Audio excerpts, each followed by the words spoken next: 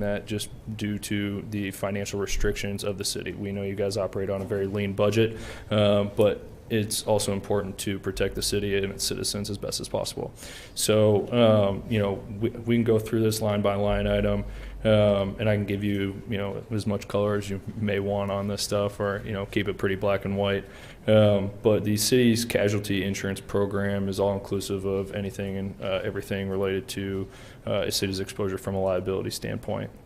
It's inclusive of public officials, employers' liability, law enforcement liability, as well as general liability for tort claims that come across the city administrator's desk.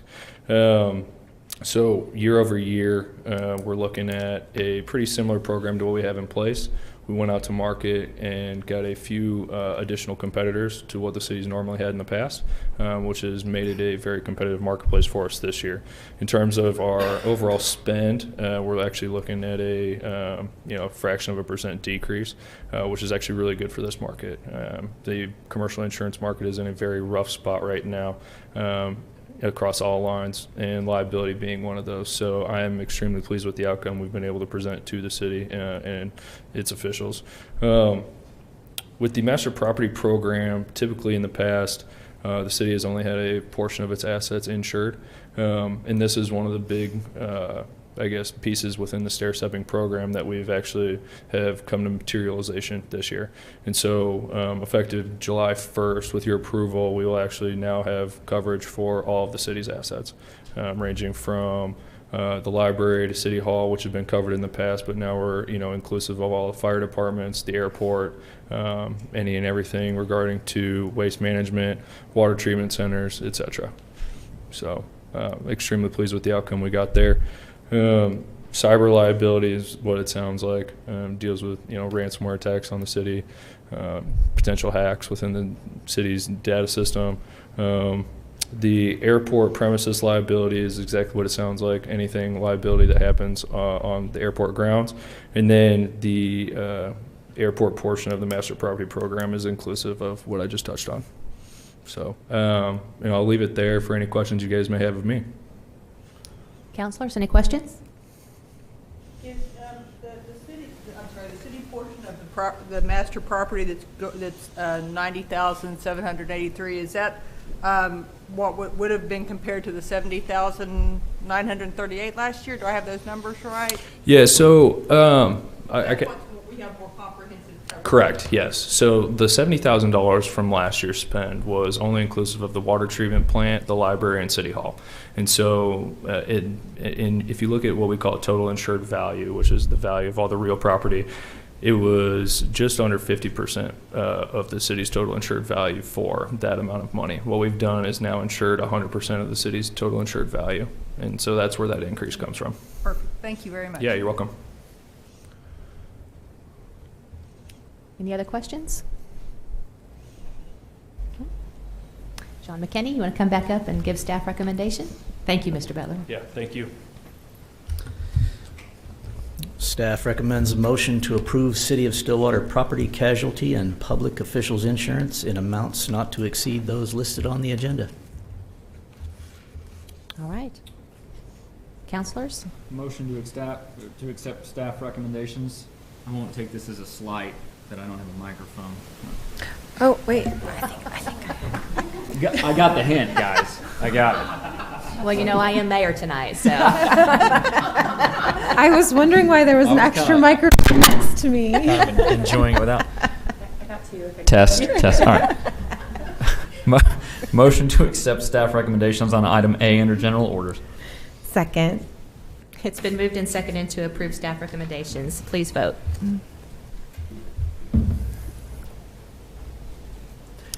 4-0, and the motion carries. Thank you. All right, 7B. Mr. Pregel is up. Approve budget amendments reflecting a receipt and appropriation of FAA grant funds of $277,777 to complete the Stillwater Regional Airport Master Plan update. Did you get those numbers to Yes, do that? we Okay. worked very hard at those. So. Good evening, Paul Pregel, the airport director, and tonight I bring before you a budget amendment to reflect the recent grant receipt for our master plan update.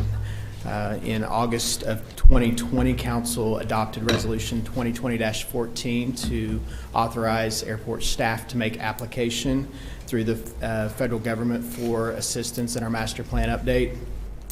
We also have worked through selection process to enter into a contract with Mead and Hunt, which is going to do our master plan update, and Council approved that contract on November 2nd, 2020. And so this year the FAA has awarded part 1 of 2 of this grant. This is about a 2-year process. Total contract amount $619,593. This first amount is in the amount of $277,777, and we're anticipating another $300,000 sometime between the first of the year and this time next year. So tonight is just to consider the budget amendment, which would show the receipt and appropriation of that grant. And I'm happy to answer any questions. Counselors, any questions? Paul, would you just remind us, since sometimes it's so long between these Sure. conversations and our approvals of different things, will you remind us what the master plan? just Absolutely. quickly. Yes, master plan basically is a roadmap for the airport. It is ultimately a 20-year picture, but it gives short, medium, and long-term goals and layouts, and it's particularly important for us as we move forward with potentially with our airline service and potentially a new terminal and some other things ahead. It just allows us to make sure we get it right the first time. So really shows us where we're supposed to have everything laid out. How often does the airport go through a master plan process? Typically, it's every 20 years. However, when our last master plan was done back in 07, 08, there was not a couple of things. Obviously, the airline service was not on the horizon. The new OSU Flight Center, which is totally relocated to a different end of our airport, and then the new Western Road corridor that's being planned. Those were not in the picture. So those are some pretty big things happening in that area that we've kind of outpunted our coverage of our master plan. Yeah, it's exciting to have It is. funding coming through FAA for that. And not that I'm trying to make you a tourist host, but if anyone has not been out to the Stillwater Airport in a while, I encourage you to take the time and call ahead of time maybe and let Mr. Priegel know you're coming. But there are a lot of neat things, additions and construction happening at that Stillwater Airport, and I just see good things in the horizon. So we always appreciate when you come up and talk to us, but good things are happening, so thanks. All right, did you give the recommendation? No, ma'am. We would make a motion to approve the budget amendment reflecting the receipt and appropriation of grant funds for the master plan update project at Stillwater Regional Airport in the amount of $277,777. Motion to approve staff's recommendation. Second. It's been moved and seconded to approve. Please vote.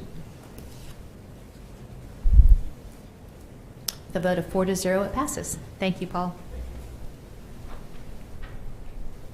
All right, 7C, approve transfer of lots 7, 8, and 9 in Block 5 of Duncan's addition to the Stillwater Housing Authority and authorize the mayor to sign the transfer documents. Mr. McClenny.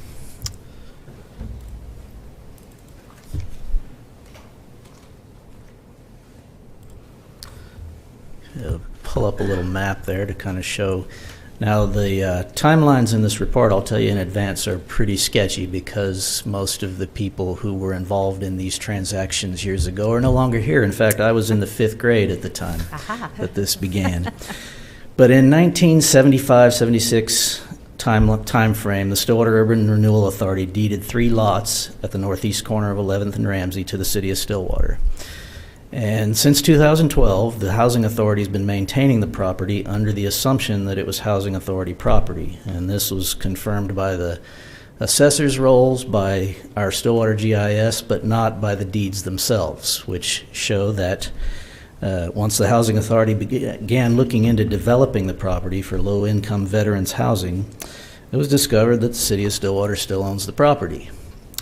So given that they would like to have it and we don't have a use for it, we recommend a motion to transfer lots 7, 8, and 9 in Block 5 of Duncan's addition to the Stillwater Housing Authority and authorize the mayor to sign the transfer documents. This would not be taking or uprooting anybody? It's in vacant. these? Okay, just want to make sure. Yes. Okay. Counselors, any questions? Sounds like a good reuse of that property. Yeah, it does. And to clear up some. Clear up some oversights. Bookkeeping things, yes, exactly. All right, any motions? Motion to approve transfer of lots 7, 8, and 9 in Block 5 of Duncan's addition to the Stillwater Housing Authority, and to authorize the mayor to sign the transfer documents. Second. It's been moved and seconded for approval. Please vote. With a vote of 4-0, it carries. Okay. Thank you.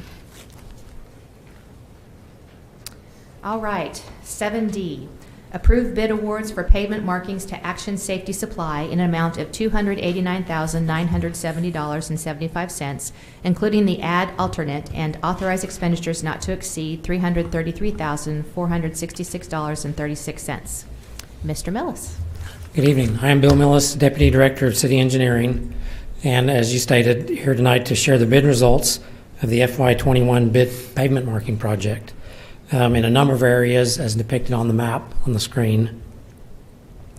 So in 2018, the city began a more regular program to keep up with the annual pavement marking and try to keep them more visible and more in better repair.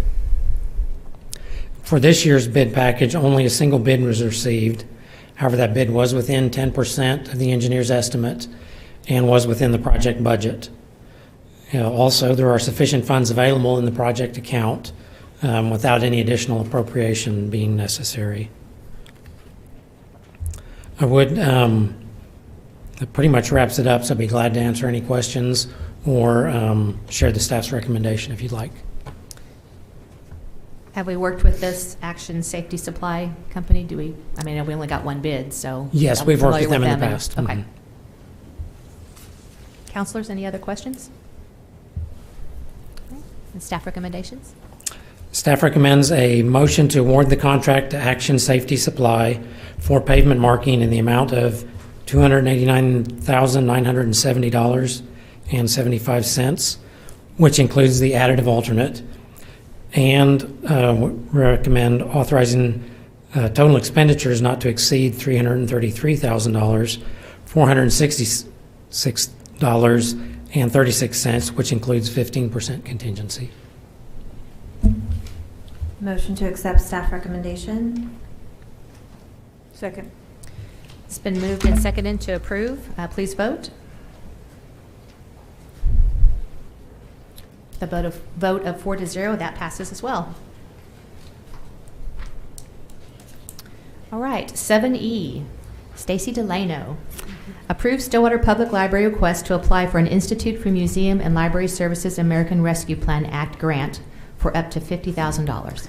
Good evening. I'm Stacy Delano, Director of the Stillwater Public Library. About a month ago, we requested and were approved through the consent docket by the City Council to apply for an NEH Rescue Act grant. Unfortunately, we're not the recipients of that grant, but Mr. McClinney was very kind and forwarded us a second chance opportunity for which we're asking to apply tonight. This one is from the Institute of Museum and Library Services for awards up to $50,000. However, the difference in this one is that there is a cash match. Typically, the library does not include application for ones requiring cash matches. And in fact, I have just erred in saying it was a cash match because in fact we can apply staff time spent on the project. However, we would not get very much of our RFID tagging material and equipment if we did just the match with the staff time. Therefore, we would be supplementing that with some of the surplus from our fiscal year 21 budget, and we are asking for your approval to be able to apply for that and do the Great. Well, for all the things that you have applied for, I am going to try not to be hurt that we did not get one, but I also understand other entities need things. But I'm always impressed with the creativity and the directive that you try and take the library to. So, Thank you. counselors, any questions? I just have one, Stacy. Yes. So with the 1-to-1 match of 50,000, what would you estimate would be the cash match that would be required? Perhaps you're undervaluing your time. The project, we're really looking at every single thing that we're going to be doing, including right-sizing the collection, weeding the collection beforehand. We're going to include all of the educational components, as we'll need to talk a lot to the public and explain what the RFID tagging means, how it'll be used, and how their privacy is protected. We will have a ton of training, so we're including everything we've read about in the literature to add to that.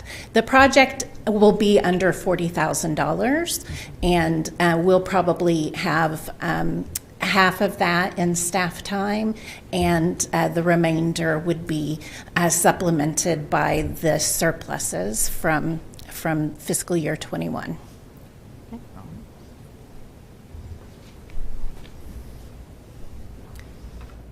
Counselors, any motions? Motion to approve the Stillwater Public Library request to apply for the IMLS American Rescue Plan Act grant. Second. All right, it's been moved and seconded to approve. Please vote.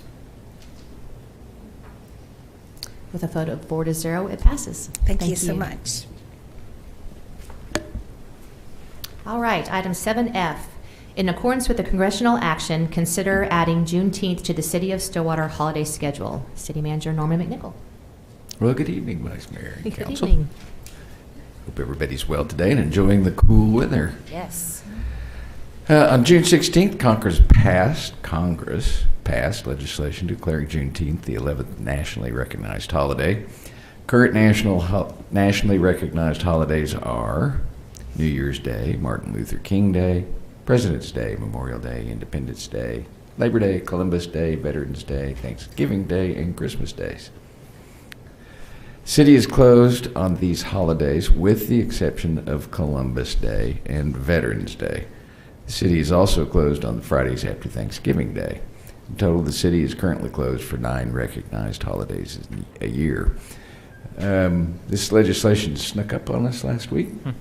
It was kind of unusual, at least lately, for Congress to move so fast and in such a bipartisan manner. Administratively, there was nothing we could do about the holiday but get it to you as soon as possible.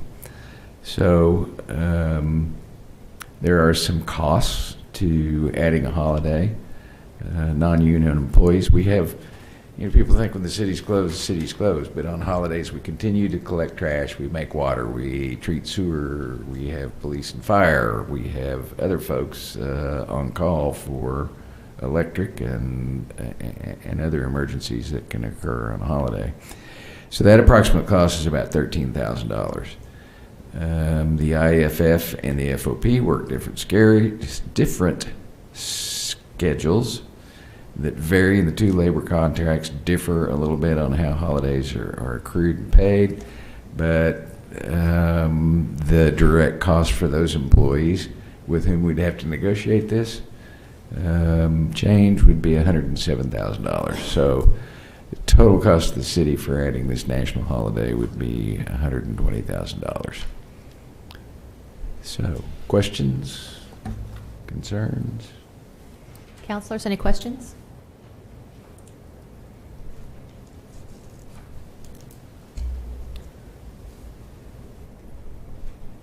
We don't have very many. When was the last time we added a holiday?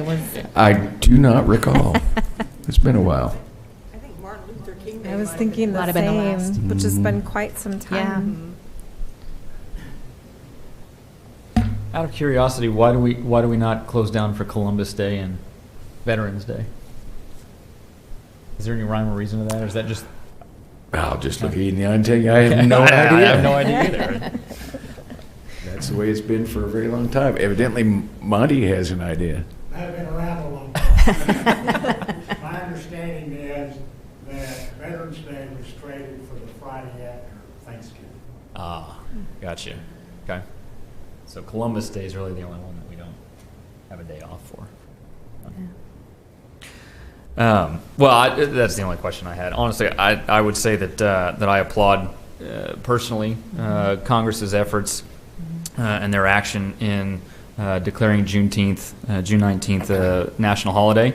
That was a victory not only for demographics of people of African American descent, but for our country as a whole. So I'm perfectly on board with declaring this a holiday for the city of Stillwater as well, in conjunction with congressional ruling. So. Norman, I appreciate how quickly you got information to us about it, and yes, you're right, the city doesn't shut down, but certainly something we want to support in doing this holiday, so. All right. Councilors, any motions?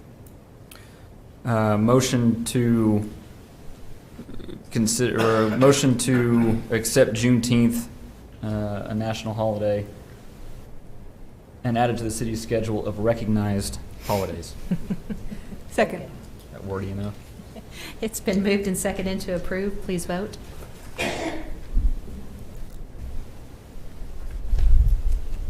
With a vote of 4-0, that passes. Thank you. All right, on to item 8 on the agenda, resolutions. Resolution number CC 2021-12, a resolution certifying that a public hearing was conducted on April 21st, 2021 for the purpose of discussing potential environmental impacts of the Stillwater Utilities Authority proposed South Sewer Interceptor Replacement Project. Bill Millis? Or David Barth? All right. Hello. Good evening. I'm not Bill Millis. I'm David Barth, Capital Project Manager with City Engineering. We don't have a presentation. I'm mostly up here for questions, but this is just the next step in the loan application process for the South Interceptor project. So if you remember, we came to you in March and asked you to consider resolutions to let us apply for a loan for that project because it exceeds the capacity we have to, as far as funds to pay for that kind of work. Remember, it's a 7,500 foot long interceptor, 48 inches in diameter, extending from the wastewater treatment plant, and a new lift station and some other projects. So we've been working on completing an environmental impact document, and we had a public meeting in April. And so the next step in the process is for the council and the SUA trustees later to consider a resolution to adopt the the environmental impact document, and then also to acknowledge that there was a public meeting. After that, we'll come back to you later with letter of binding commitment, and then finally, after we've bid the project, to accept the loan. So you'll see this 2 more times. Great. Councilors, any questions? Any motions? Motion to adopt resolution CC 2021-12. Second. It's been moved and seconded to approve the resolution. Please vote. With a vote of 4-0, that resolution passes. Thank you, Mr. Barth. All right, on to number 9, ordinances. Ordinance number 3474, an ordinance rezoning property addressed as 102 East Tyler Avenue from RTM to and family multi, let me try this again. An ordinance rezoning property addressed as 102 East Tyler Avenue from RTM to and multifamily residential district to RSS, single family residential district.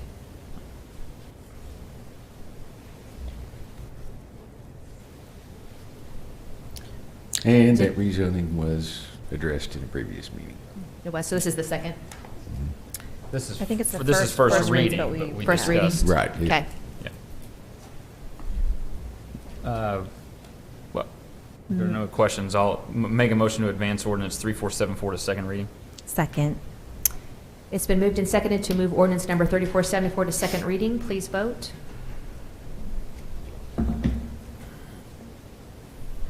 With a vote of 4-0, it goes on to second reading. Item number 10, reports from officers and boards. Mr. McNichol? I do, and although this seems to be kind of directed at city employees, people would do well to look at their personal emails and see what they're clicking on when they open them. Following the computer security incident at Stillwater Medical Center, the City of Stillwater IT Department reminded all employees to remain cautious with any suspicious email. Vast majority of ransomware attacks and security incidents are initiated through emails containing links or attachments that introduce malware into the local network. The city reminded its leadership and employees to never click on a link or open an attachment that they are uncertain about. If in doubt, employees are asked to check with IT and to verify that it's not malicious. The city appreciates the IT department's diligent, around-the-clock work to keep its computer network secure.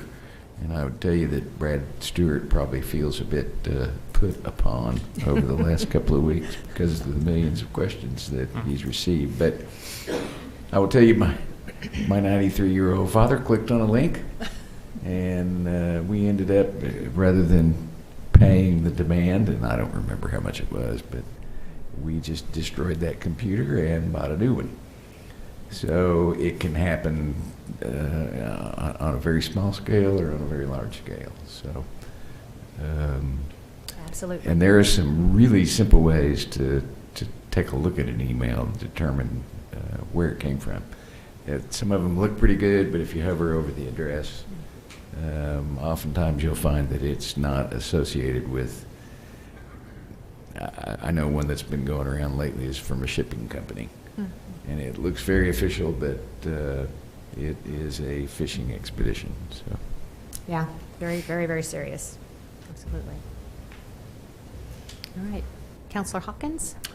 The City of Stillwater and Our Daily Bread have launched Phase 2 of the COVID-19 Utility and Rent Assistance Program. To qualify for assistance, applicants must be residents of Stillwater within the city limits, have suffered an economic loss or financial impact due to COVID-19, and be considered low or moderate income based on income limits set by the U.S. Department of Housing and Urban Development. The online application is only open on Sundays and Mondays. Visit our Daily Bread, stillwater.org to apply. Great. Thank you. Counselor Jaloski? Yes, the City of Stillwater, and Maya's Promise, would like to invite the public to join us for the grand opening of the Playability project at Strickland Park this Friday, June 25th. The celebration will begin with a welcome ceremony and ribbon cutting at 11 a.m., followed by free family-friendly activities, food, and popsicles. I would also like to take a moment to thank all of our Stillwater residents and the community partners who helped make this project happen. As a mama with a child with special needs, I've learned to take a moment and honor and recognize milestones when you reach them.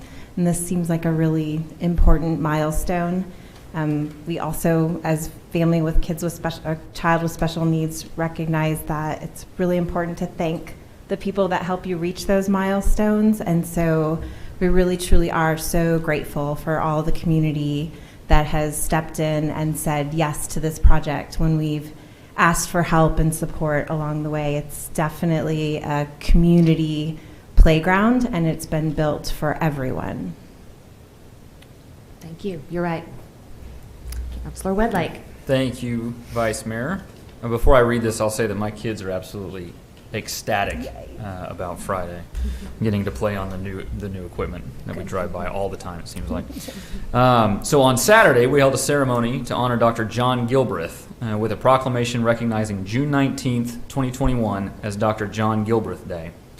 Dr. Gilbreth was an Army air traffic controller stationed on the island of Tinian, where the B-29 Enola Gay departed to drop the atomic bomb that brought an end to World War II. Saturday was also his 105th birthday. It is my honor to say thank you, Dr. Gilbreth, for your sacrifice and service in defending the United States of America. That was a pretty cool deal on Saturday. Absolutely. It was. 105. 105. And he's can relate a lot of experiences. He- I can imagine. Yeah. Very vivid memory for sure. That's It's great. impressive. All right, I have, the city would like to express its sincere appreciation for the work and support it has received over the years from Mike Bouquet, the Director of Long Range Facilities Planning at Oklahoma State University. And Mike, I'm sorry, I've known your last name forever. Bouquet. Buchert. See, a name like Zanatti, you would think I'd be able to, you know. Anyway, Mike is retiring June 30th from OSU and we missed by the university and the city.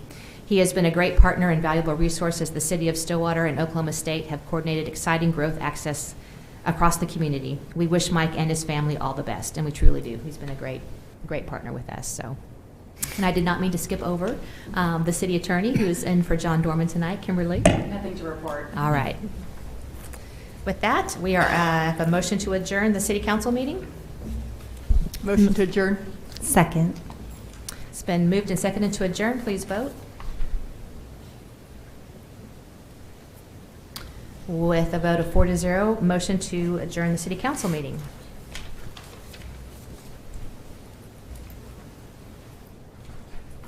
All right, I'm going to call the meeting to order for the Stillwater Utilities Authority meeting.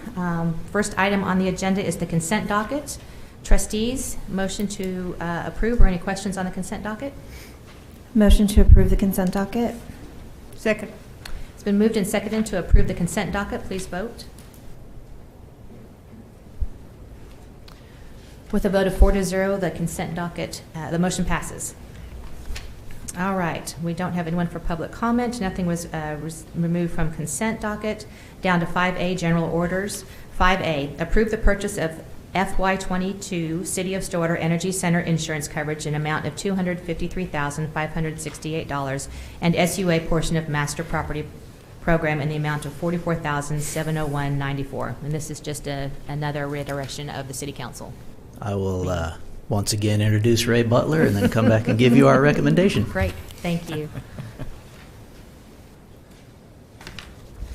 All right, Ray Butler, USI.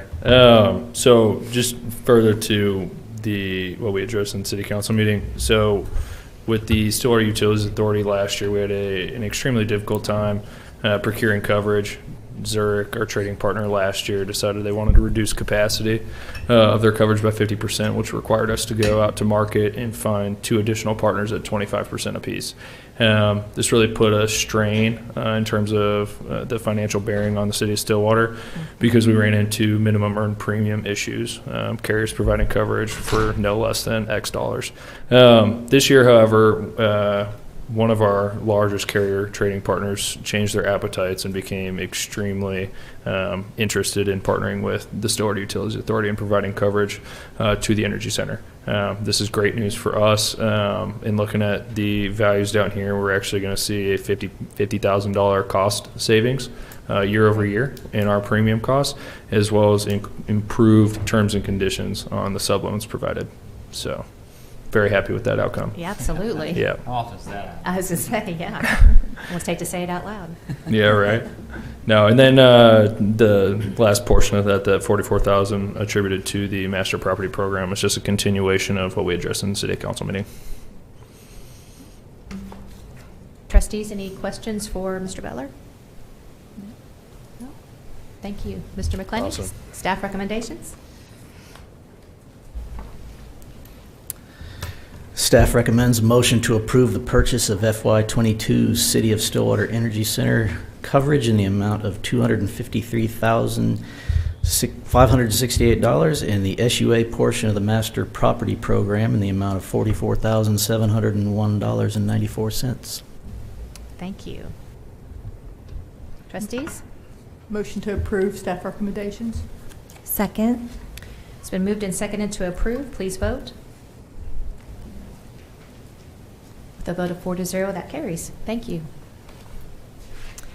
Item 5B, approve partnering with OSU New Product Development Center to apply for Ocass funding of a downdraft gasifier laboratory prototype and approve budget amendment allocating a $200,000 for a cash match in FY 2022.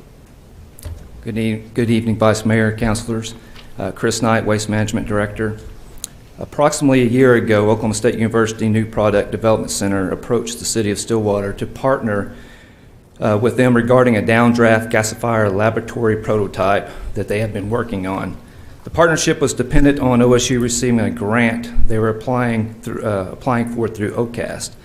They received word in August 2020 that they were not selected for the grant. However, OSU is submitting the application again this year and would like the City of Stillwater to partner with them. Dr. Robert Taylor from OSU is here for a short presentation to explain the downdraft gasifier and discuss the feedback his team received last year from Ocass. Once he's finished, if you have any questions, I'll be more than happy to answer them, and before I provide council with the staff recommendation. Great. Thank you.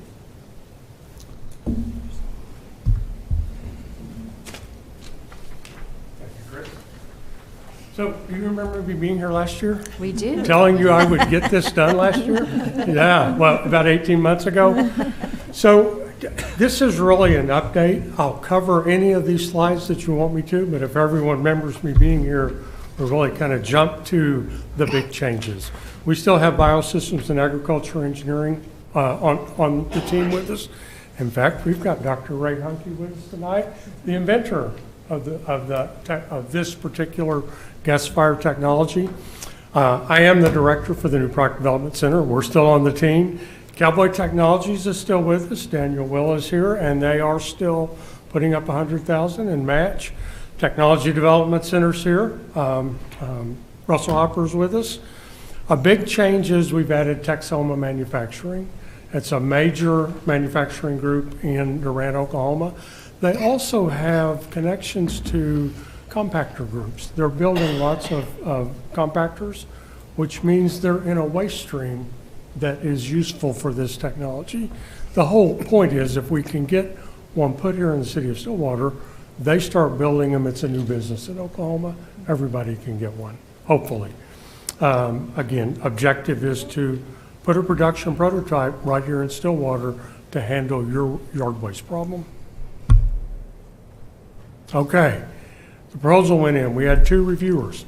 One of the reviewers said something to the effect, this is exactly what Ocass should be funding. The other reviewer did not see our student startup company as a sufficiently strong commercialization attempt. And he was also not pleased with the coarseness of the budget. I had the budget in big chunks. He wanted little details. That's being fixed. We're loading it up with budget details this time. You've seen this slide. So again, Cowboy Technology has already committed $100,000 to it, and we've added Texoma Manufacturing as our fabrication and commercialization partner. Any questions about what we're wanting to do? Just, I guess, a quick overview. We'll start with a commercial grinder that will grind your yard waste up into small chips. Doesn't matter if it's bags full of leaves, bags full of grass, or limbs. We grind it up into chips. We put it in a storage bin. We see that storage bin as being 3 to 4 days supply. That way you don't have a city employee out there the whole time feeding the system. You have one that goes out, feeds the system for a few hours, 3 to 4 days supply. He doesn't come back for 3 to 4 days to feed it again.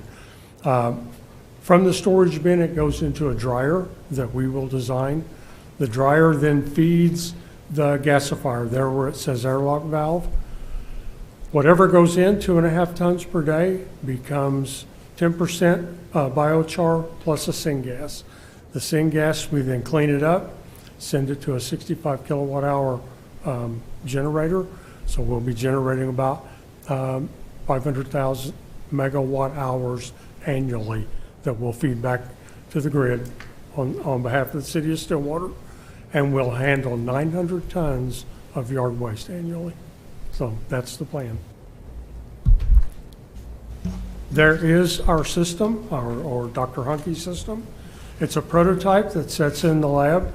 It needs to have a design for manufacturing process applied to it, where we'll containerize it, we'll catch the heat off of it to use for the dryer, and get all the pieces into one 15-foot storage or shipping crate. If you look at what we have to do, the grinder's a commercially available item. We just need to pick the right one. A holding bin is a commercially available item. We need to pick the right one, get it in place, and put a lift in place. The feedstock dryer, if you look at commercial dryers, they generally start at several times what we're looking to process. So we'll need a dryer, we'll have to design a dryer at 2.5 tons a day. The gasifier just needs a design for manufacturing completed on it before it goes to Texoma Manufacturing for fabrication. Generators commercially available, and the biochar, 10% of whatever goes in comes out as biochar. It's a soil amendment, and I understand from Chris that'll go on the sewage solid waste field. That's where that will go. All right. Ocass has actually increased their program a little bit. I think we'll see additional match from Texoma Manufacturing. Program's probably going to be in the $700,000 to $800,000 range this year. Steel has tripled since we last met, so things go up. Cowboy Technologies put up 100, and again, I'm asking for 200 from the city. This will be put. Are we still looking at putting this at the water plant? The wastewater treatment plant. Okay, so we'll set it up. I would look for the project to start roughly October, November. 18 months later, we'll have the system in place. We'll do full monitoring for 6 months on the system, make sure everything's right. And we're right here in your backyard if you need help anyway. I think that's it. That is it. Questions?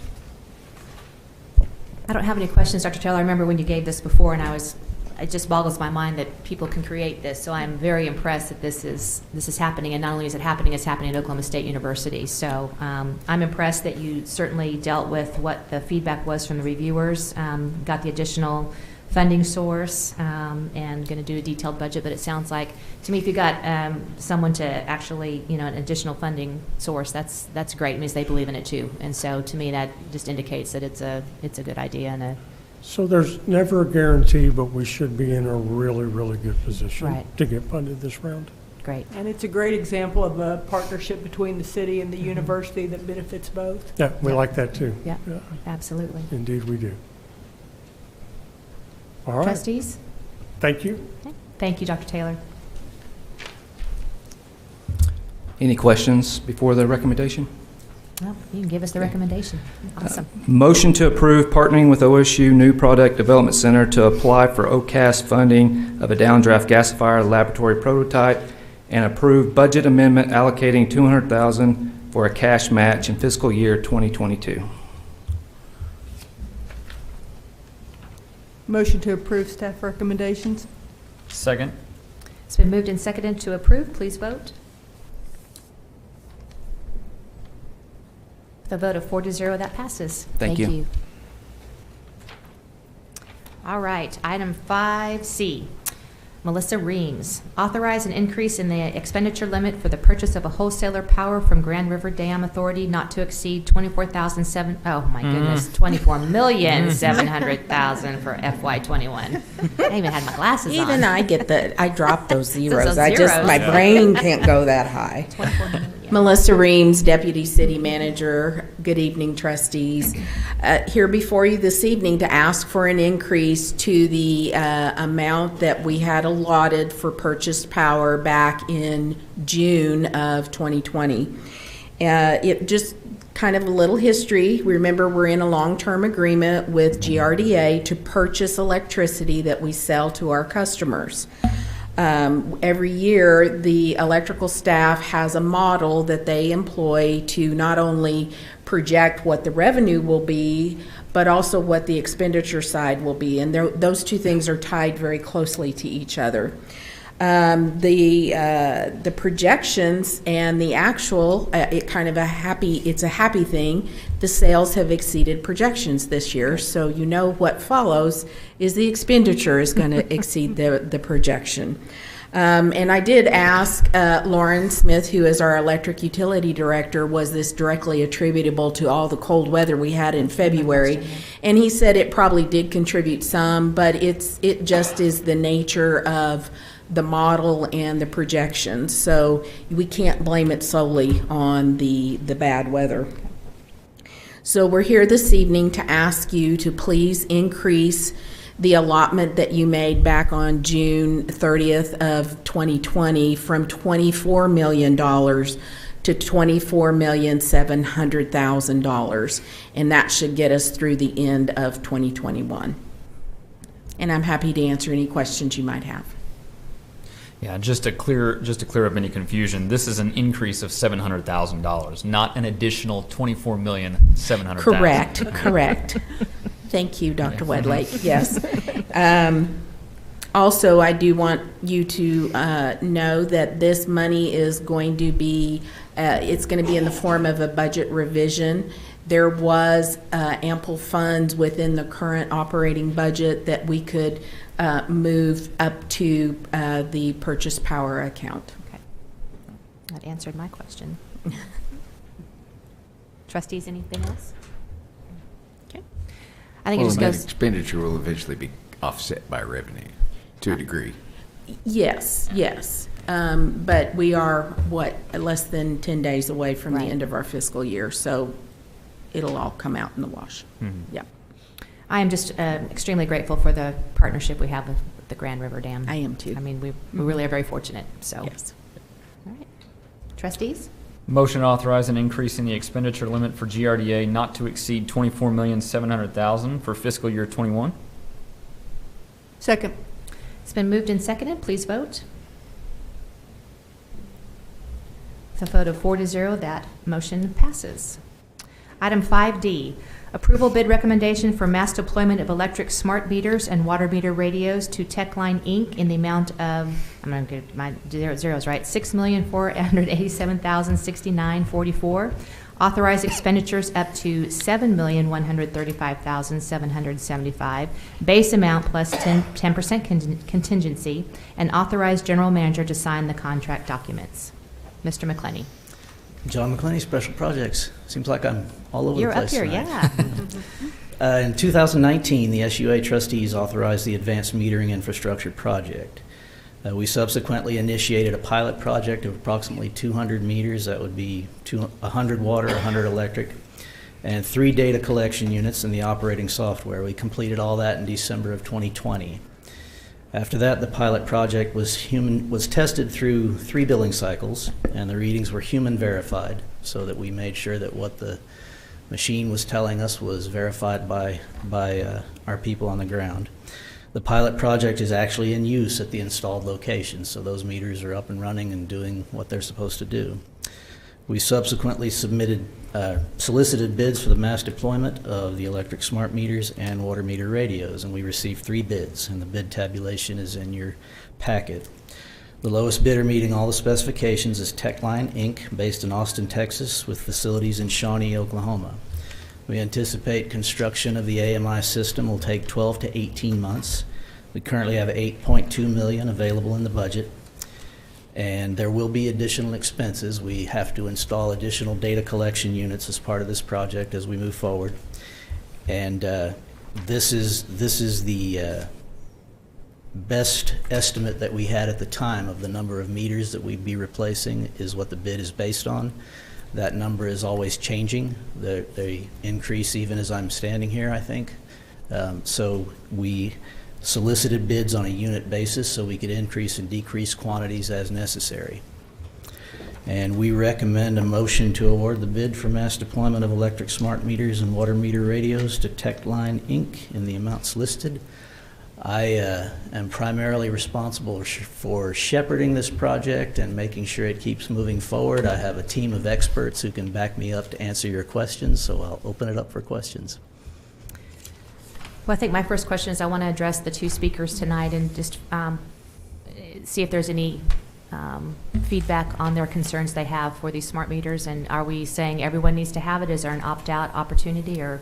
That's actually the next item on the agenda Okay. after this, Well, there is we to go. discuss the opt-out. All right.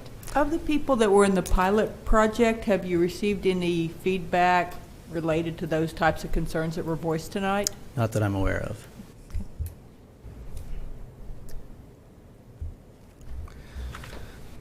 I'll just add to some of the discussion here. So I've looked at this issue pretty closely, given some of the concerns of emails we've gotten and some of the comments tonight.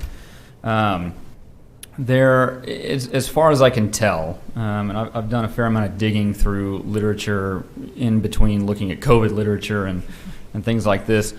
It is true that that this type of radiation is listed on the World Health Organization as a possible carcinogen.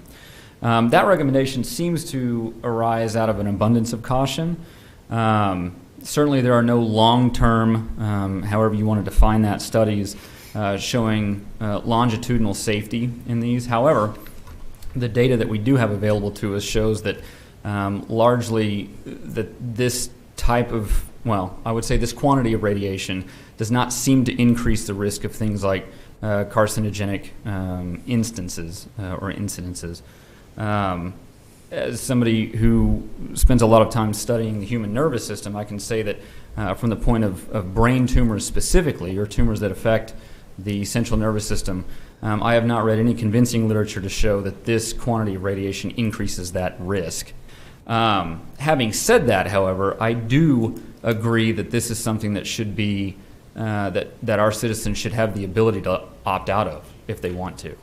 I am certainly not for a government mandate that tells people that they have to deal with something that they feel is unsafe or that is not warranted. So to try and clear up some of the confusion regarding statements made around literature or data that this quantity of radiation somehow increases the risk for carcinogenic incidents, I have not read anything convincing to that effect. But again, I want to reiterate that I think it is important that we have an option for citizens to opt out of should they deem necessary. So, Thank you, Trustee Wedlake. Anyone else? Recommendation? Recommendation that you award the bid to Techline Inc. for electric smart meters and water meter radios in the amount of $6,487,069.44 and authorize expenditures up to $7,135,775, which is a 10% contingency and the base amount, and authorize the general manager to sign the contracts. motion to accept staff recommendations. Second. It's been moved and seconded to approve the motion. Please vote.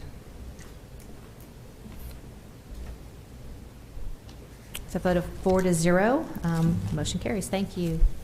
Now we're on to 5E. Consider staff recommendation to develop an advanced metering infrastructure opt-out policy for adoption by the Stillwater Utilities Authority. Dana Maddox. Hi. Good evening. Dana Maddox, Utility and Billing Services Director.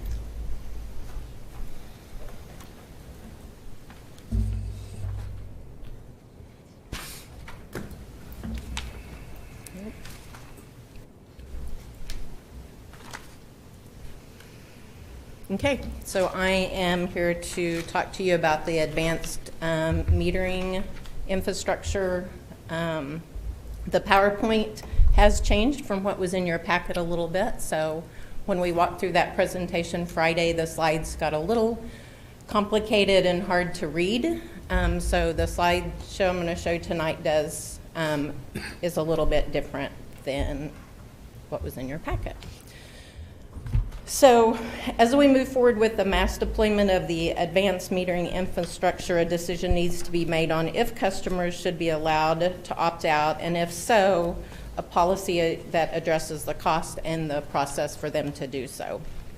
We see several benefits of having advanced metering, a customer portal where customers can log on and view their usage and have a better understanding of their monthly bill. Savings for city and employees taking the monthly readings, especially at semester changes when OSU students are coming and going. Our staff is here sometimes till 8 or 9 o'clock trying to get all of the meters turned on, and on the residential meters, we'll be able to turn those on and off from the office.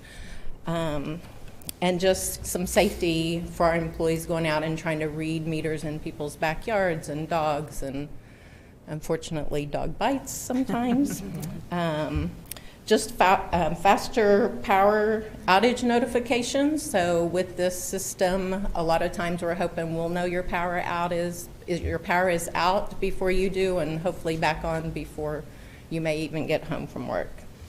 Also having the ability for customers to choose their billing and due dates. So right now we send out bills once a week, and a lot of times we get asked to change somebody's due date because it doesn't fall within their Social Security, and unfortunately we're unable to do that because we read for efficiency. We read an area of town, we bill that the following week, and then it's due in 21 days. So this way we'll be able to just ask the meter for the reading and be able to adjust some due dates for our customers.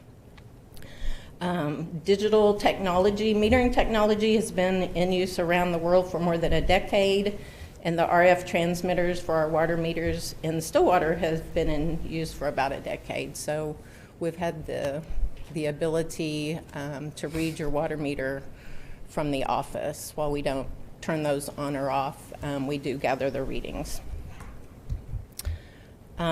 Staff has received feedback from some of our customers who do not wish to have an AMI meter installed, primarily due to health concerns, as was addressed tonight.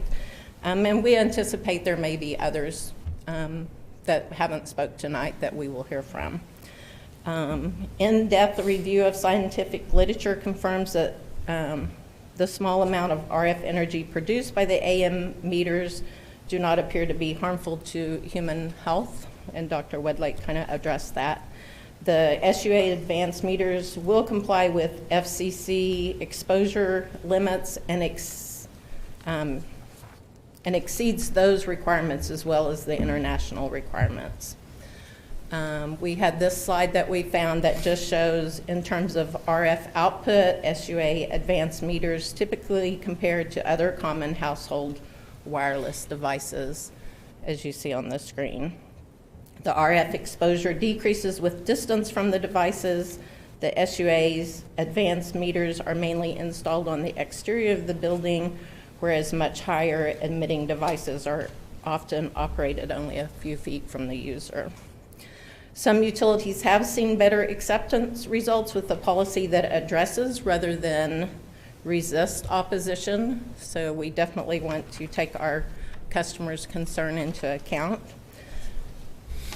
In advance of mass deployment of the electric meters, staff is proposing consideration of an opt-out policy, and there was some details in your packet, some pricing to opt out, and we based those prices based on the cost of rate study. When that was done for electric and water, they also looked at our non-metered services, and so we kind of took those numbers to come up with some idea of what it might look like if somebody was to opt out the cost to the city. So policy considerations that we would, customers must specifically opt out. It would be available to our residential customers only, would be our proposal. SUA will incur some costs from opting out because we will have to manually send somebody to that residence, gather the reading, and bring that back and input it into our system for billing. The adoption of an opt-out policy will necessitate changes to our terms and conditions and our rate schedules, such as should the cost be passed on to the customer and what would those costs be. So I'd be happy to try to answer any questions, and I have a recommendation. Trustees, any questions, comments? I appreciate that you looked at our rate study that we did to understand kind of the cost of service if we have to go out and check these meters manually. I think that's an important part of this conversation as we're looking. That was kind of what the rate study was doing, right? As on a whole, we were looking at cost of service and, what the rate structure we needed to cover those costs of services. And obviously, going out manually is the way we've been doing it, but this kind of becomes a new cost of service if we have the ability to do this remotely and now have to go out to some residences separately to check those rates. I think it's an important part of this conversation. But certainly I agree with Dr. Woodlake, and the ability to have an opt-out seems like the right thing to do. I think it'd be great after a year after this is rolled out to maybe have a follow-up on how many people did actually decide to opt out. And this may be a silly question, but I'm going to ask it. If they opt out and then decide a year or two later, is it easy to opt back in, or is this a one-time? No, they could opt out. We would recommend that there would be a cost because we are going to have to go back out to the resident and change that meter back. So there would be some costs incurred. Okay. We could look at doing maybe a one-time. You can opt in or opt out once or opt back in once without a fee or something. I mean, there would be, Okay. Obviously we want people to be on the AMI. Right. It saves us, the city, money. And more accurate readings. We're out there reading literally thousands of meters a month, and just the human error. I mean, we're going to make mistakes, so the accuracy we feel like will be a lot greater with the AMI. Absolutely. Thank you. Staff recommendation? We would recommend that you direct staff to work with legal to prepare the necessary documents for formal approval of an advanced metering infrastructure opt-out policy for electric meters. So would that mean that you'll come back to us to talk about that policy? Mm-hmm. And probably, because we'll need to adjust our fee schedule to include what those costs might be.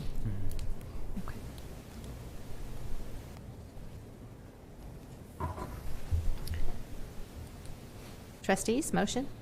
Motion to accept staff recommendations. Second. It's been moved and seconded to approve the staff recommendation. Please vote.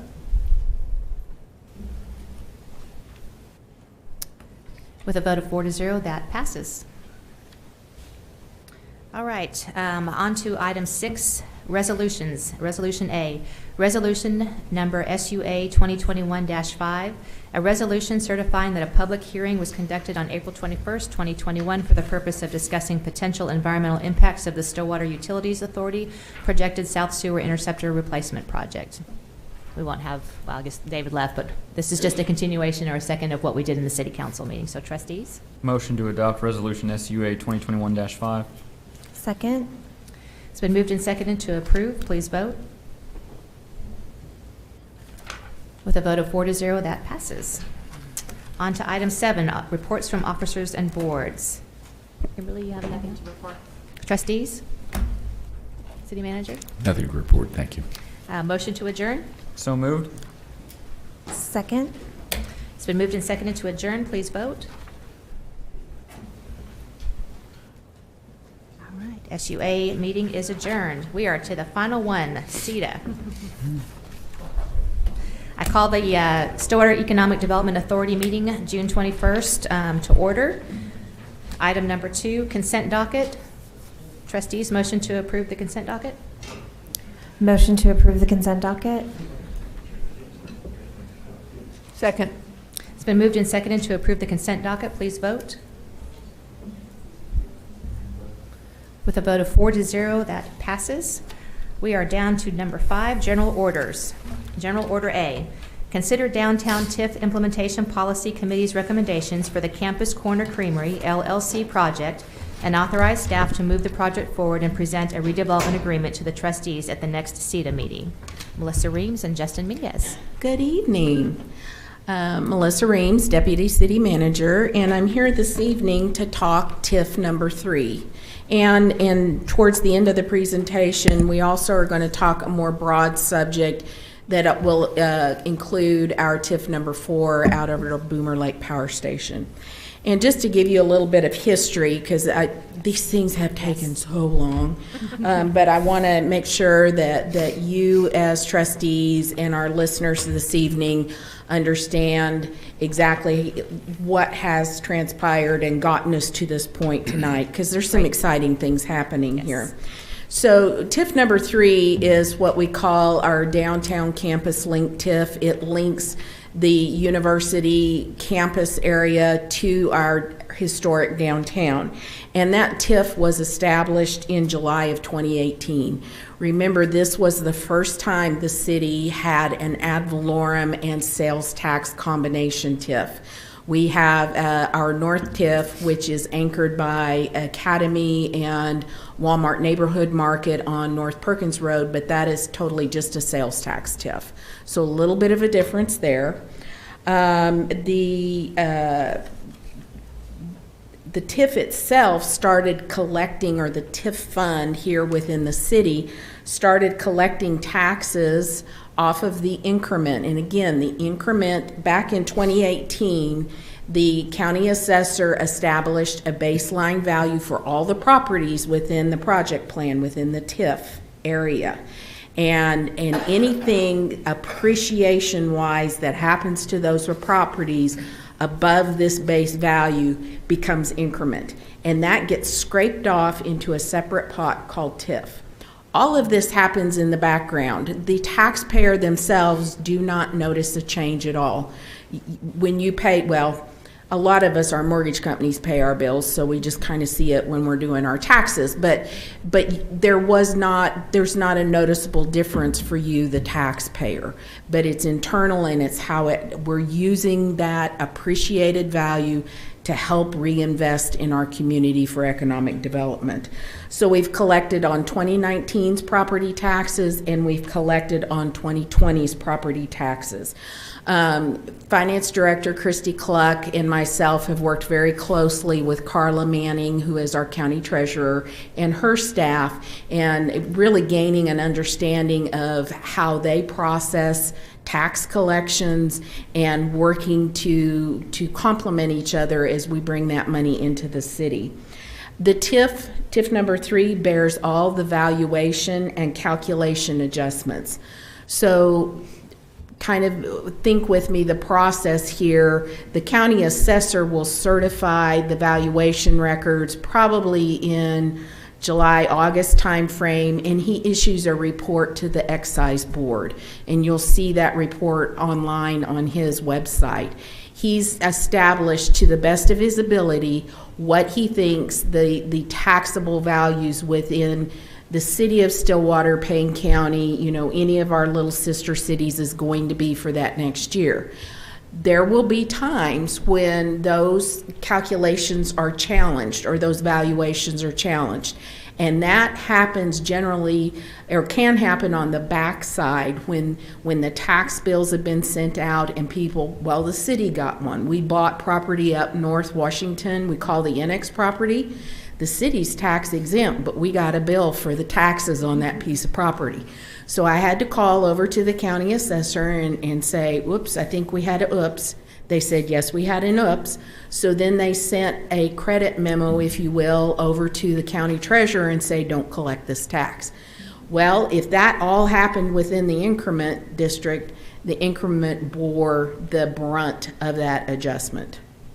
That's probably more than you wanted to know, but I think it's kind of interesting that the baseline taxes, the taxing jurisdictions do not suffer any of those adjustments like they might if a TIF was not in place. And so, do you want me to throw some numbers at you, or do you want me to just continue to talk? I'm in for numbers. You're in for numbers. Okay, yeah. it's getting late. I know this, right. and we've already. But I think it's good for people to understand what we're talking about. Yes, It exactly. serves, you guys have put effort into preparing for tonight, so I want to make sure we get everybody's. But we'll get there.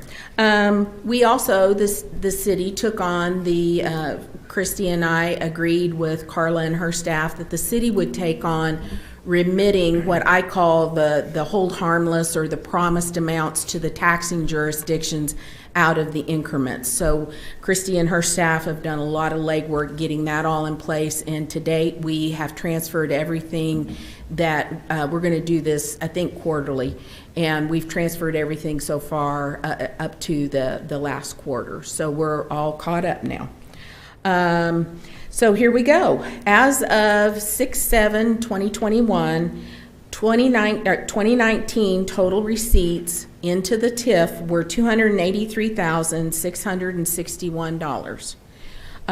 Total for fiscal year 20 taxes was $547,130. And if you do the math in your head real quickly, the appreciated value of those properties doubled. So interesting, or the increment doubled. We'll do that. Total receipts to date are $830,792. We've made distributions to Payne County Health, Stillwater Public Schools, Meridian Technology Center, totaling $276,295. That's about 33% of the total pot. And then what's been retained by the TIF is $554,496, so about 66%, 67%. We have a total TIF budget, and in the project plan you will find that TIF budget that this spanned the 25 years of the TIF. And I've broken it down into the different categories of assistance in development financing, public infrastructure, public school facilities, new business development, and implementation and administration. And so that the amount, the $554,000, we allocate based on that budget line item to the total budget. I like to look at budget to actual. That just kind of is who I am. And so fiscal year 19, our budget based on the report to the excise board was $306,585. To date, we've collected $283,661. We've got about a 7.5% shortfall there. In 20, and I think we're still going to see some of that, we had $624,779 as a budget from the excise board report, and then actual to date now is $547,130. So we have about a 12.5% shortfall. Happy coincidence, it's about, when you average those two numbers together, it's about a 10% shortfall. So as we're it's only 2 years, you can't call it a trend yet, but you know, we need to start, I think, booking for the shortfall. And so Christy and I will start working on how we do that and what that looks like to us in the future. Now, we have some current commitments against the TIF number 3 budget. We have the $350,000 that you all approved back in October of 2020 for the Everyman project. We also, within the project plan, have committed to the school district, to Stillwater Public Schools, $2,882,500 of public school facilities funding. And the way I think this was envisioned was that we would take the revenue stream that we see coming in every year off of the ad valorem tax in the increment, and we would go out and get a revenue bond to upfront that cash to the school district with their next bond issue. I've been trying to work with the CFO over at Stillwater Public Schools, and they're still not quite sure when they're going to need that money. I am anticipating probably late 2023, early 2024, but I'm going to continue to work with them and just see what the timing of that is. But that is something we're going to talk about a little bit later too, so remember that. As I'm taking my break here. We could also do an internal loan from one fund to another here at the city, and again, we're gonna expand on that a little bit later. And then we have our recent couple of requests that I'm bringing forward to you tonight. Campus Corner Creamery, doing business as Marble Slab Creamery, currently Great American Cookie, and then Lily's Lavender LLC, doing business as Gray's Goods. And so that's the next thing we're gonna transition into. Okay, so that's kind of the history of where we are, and a little bit of what I've learned over the last 18 months about how the appraisal district works and how the treasurer works. Pretty interesting, really. Okay, Campus Corner Creamery, LLC, DBA, Marble Slab Creamery / Great American Cookie. The subject site is located at 229 South Knobloch. Let me pull my PowerPoint up for you guys. Let's see. Okay. So you can see the subject site here. The Episcopal Church is to the south side, and then you've got Peck's Lodge and J. Cole to the north side, and then you have our fire station number 2 across the street. So that kind of gives you the game plan. You can see up here the aerial photo. It defines, this is a very long, narrow building, okay? And it's kind of in the middle of everything in this block. And then I thought it was interesting to look at the zoning. So where fire station number 2 is up here, that is university zoning. That's what the U is. Also remember that this area is in our form-based code. So another interesting topic. T6 is down here in the pink hashed area, and then over here in this little green part up here is T5. I was trying to think. T6 is described as urban core, which is appropriate for this activity that we're proposing. And this evening, Justin and Lisette Mingus, the owners of Marble Slab Creamery, are here, and I'd like to invite them up and let them do a quick overview for you of the project, and then we'll come back and discuss the financial request. She said she had one thing. She wanted to sit down. Lisette's here with her dissertation on our project in 30 minutes. So I know most of you all, but Justin and Lisette, and we bought Marble Slab in February of 2020, the absolute best time to buy a restaurant. We've wanted to own an ice cream shop for years. I was a sucker for the old custard stands in the Indiana towns that I grew up in that were only open in the summertime, and we thought it'd be really cool if one day we could buy an ice cream shop. And because of what I do in my day job at the chamber, I see opportunities come across my desk occasionally, and this one actually caught my eye. And I asked the person, I said, look, I need to take off my chamber hat. Are you comfortable having this conversation with me? And we'll take it offline and talk about financials. And she said, yeah, I just need to sell the darn thing. So if you want it, it's yours. And so we investigated it for a little while and determined it made sense. And the reason it made sense is because we wanted to add Great American Cookie to the concept. So early on when we bought it, the franchisor or the parent company that owns Marble Slab owns Great American Cookie, pretzel maker, pizza on a stick, and a pizza company. So they're good at the snack brands, right? And they started a new concept with a rebrand where you can add the cookie. And so we'll be able to bake fresh cookies there on site. We'll have a full new logo, interior, everything, a full rebrand, redesign. Well, the pandemic furloughed all of the staff that dealt with the branding, the financial disclosure documents. They had a new CFO that was hired during all of that. And so they basically put us off for a year.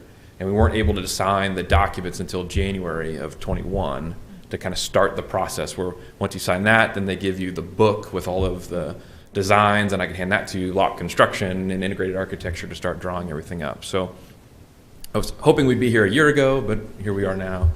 What we want to do is clean that entire storefront up. So right now, the folks who own our building, as Melissa said, it's a really shotgun. So it's a 4,000 square foot building that the shop rents 1,900 square feet. So basically that front part. If you've been to our shop, you know there's a long hallway to the back where the restrooms are. There's a space down there that's about 1,000, 1,200 square feet. And then there's about a 500 square foot upstairs on that building as well.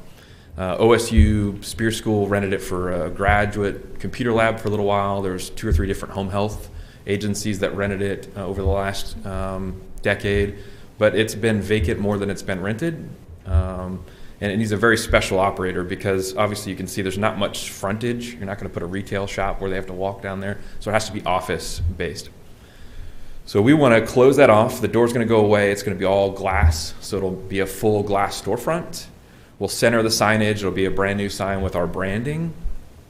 And then in the back, we'll have an alley access for an Airbnb. So we'll turn all of that back space into a really cool Airbnb, and then we'll add at least 1,500 square feet of rooftop space. So on the roof right there, we'll put some glass. That way you can access from the upstairs.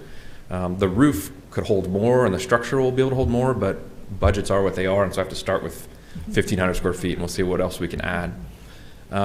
So we want to add both of those things, and then to do that, I mean, if you're going to drop $300,000 to invest in a property, you probably want to own it. And so we also want to buy the building.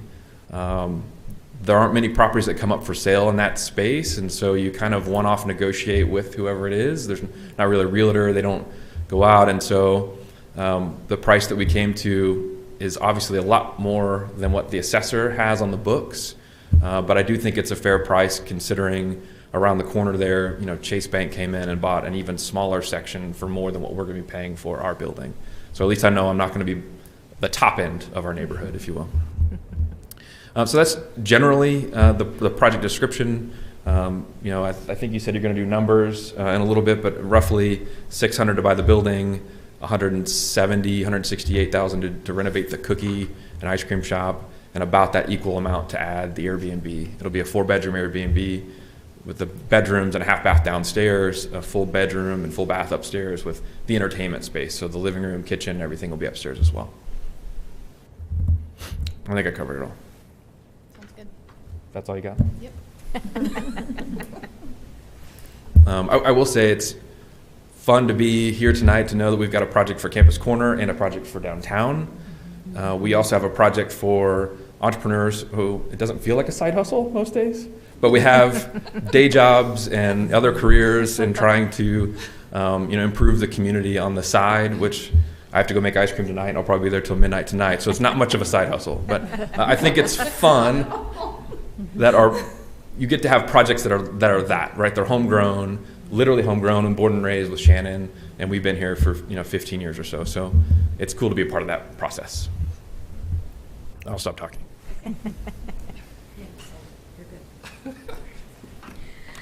Okay, the numbers. This project qualifies under a significant development category within the project plan. Total project costs, now total project costs under significant development is development costs. It's not limited to construction. You're going to hear the second project is under project development, and that is limited to the construction costs. So we're getting to look at two different varieties this evening. Total project costs are $986,936. The owners are putting up some of their own equity in addition to bank financing, and the Tif financing will make up the third leg of the financing stack. And that Tif financing will be about 15.2% of the total project, which is much less than the 22% that was allowed under the significant impact section of the project plan. You might say, why this project? And I think Justin summed it up quite nicely. It is going to be a companion piece, I think, to a lot of the activities that are down on Campus Corner. You have McKnight Center getting ready to gear up again for their new fall season. You have Gallagher-Iba, football. I think baseball would be a little of a hike for me, but maybe not for everybody.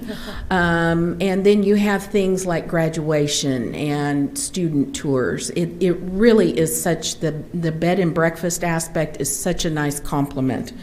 You have effective utilization of idle building capacity. And I point that one out because that is one of the key goals within the project plan when you go back and read the project plan. So remember, Justin referred to about 50% of the building is currently being used. It could be a little less than that.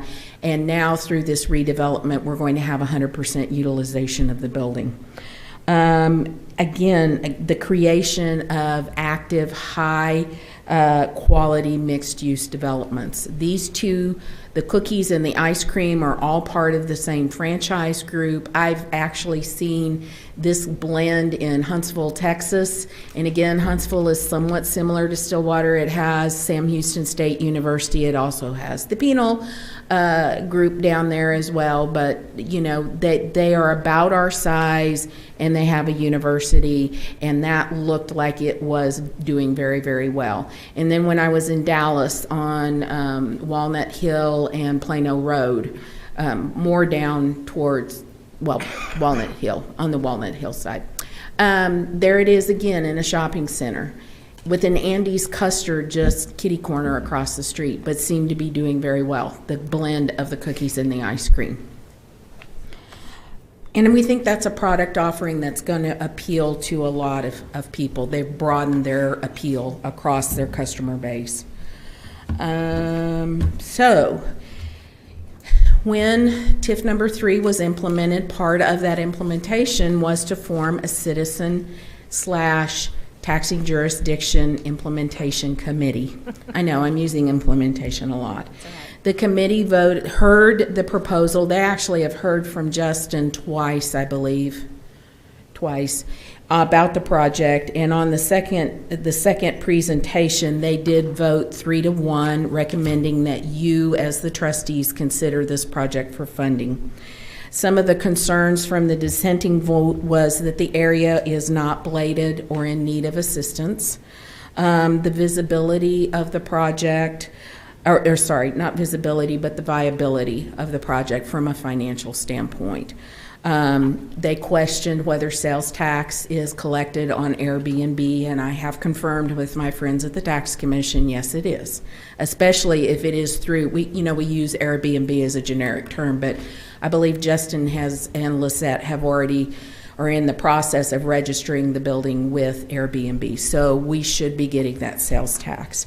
And then finally, the dissenting vote wanted to make sure that we weren't falling into a trap of revitalizing or rehabilitating speculative buildings.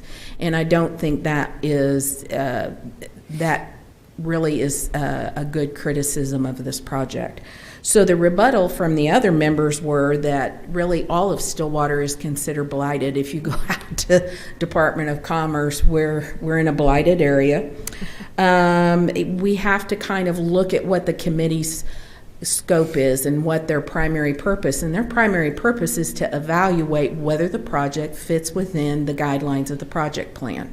Now, with that said, the financial viability of a project is key to this working. We all know that, but that's not their primary goal when they look at this. I shared with you Airbnb is subject to sales tax and hotel tax, and it's remitted straight to the OTC, which is great. And the business plan, it does include the building. It is essential to the plan moving forward. Kind of the terms that we're looking at, and I believe in your packet you had a term sheet there. Construction period, I think that the Minguses would like to start July of 2021, hopefully with a completion date around August, the end of August, somewhere in September.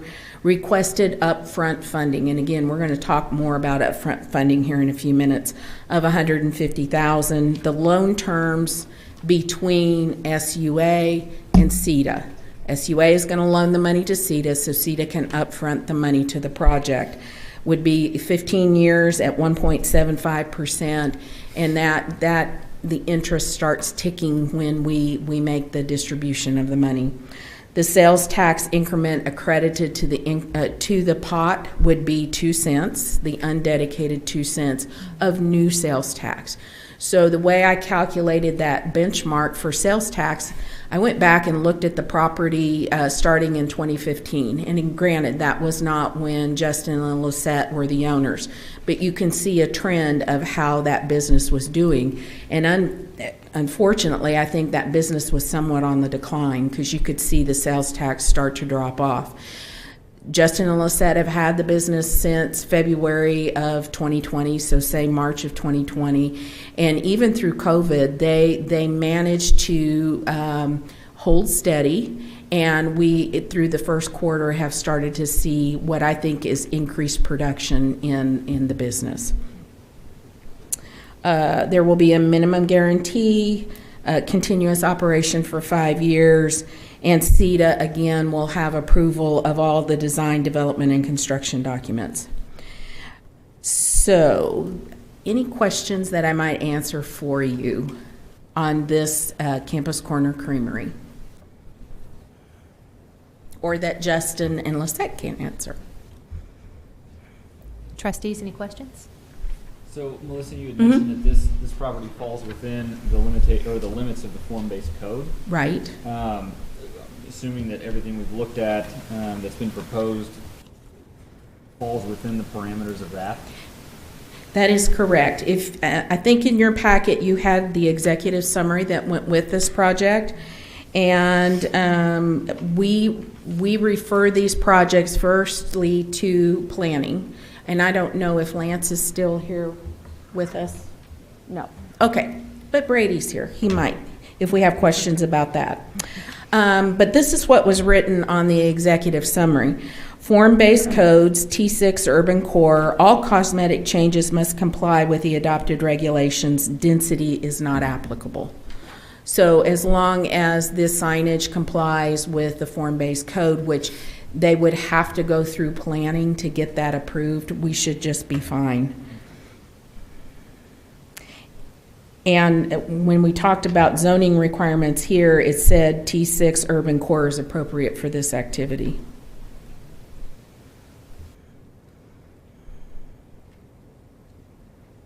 Okay. Okay. Well, you know I'm smiling because I have been there. I know what it's like to have a dream of a business. I know what it's like to work a full-time job and open something new. And Zanotti's Wine Bar celebrated 13 years this last Friday. I think this is exactly what the TIF is meant to do. And the things we put in place to ensure that those projects that are before us tonight and in the future meet those checks and balances of what needs to happen in order for it to pass. And so I'm very excited for the possibility of what this could bring to our community and then what it brings to the dreams of those that want to expand on their business and their dreams. So, absolutely. I want some delicious products. See, you can go to Strickland Park and then you can come to the creamery. That's right. You work anything in development. Hey, not while I'm the mayor tonight, okay? Well, no, I'll just add to that. Just add to it. Yeah, this is exactly what the TIF is for. I mean, this is, like you said, this building is set vacant, or at least part of the building is set vacant more than it's been, more than it's had tenants.